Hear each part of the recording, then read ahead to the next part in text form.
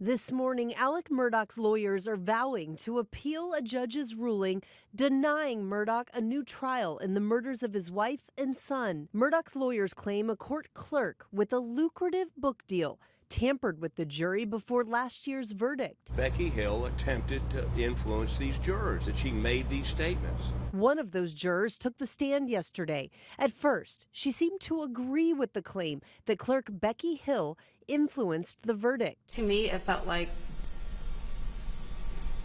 she made it seem like he was already guilty. Did that affect your finding of guilty in this case? Yes, ma'am. But that juror later took back those comments and said it was actually other jurors that swayed her. Hill also took the stand, acknowledging her deal to write a book about the trial, netted about $100,000. Hill's friend, also a court employee, testified they discussed plans for the book before the trial. She said we might want to write a book because she needed a lake house and I needed to retire. And then further conversations, a guilty verdict would sell more books.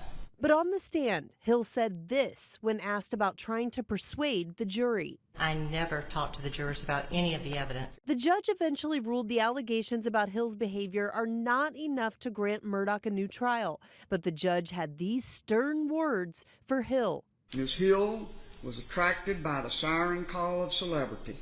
She wanted to write a book about the trial and expressed that as early as November 2022, long before the trial began. Murdaugh's lawyers say they are confident the appeals court will grant a new trial. But South Carolina's Attorney General said it's time to move on.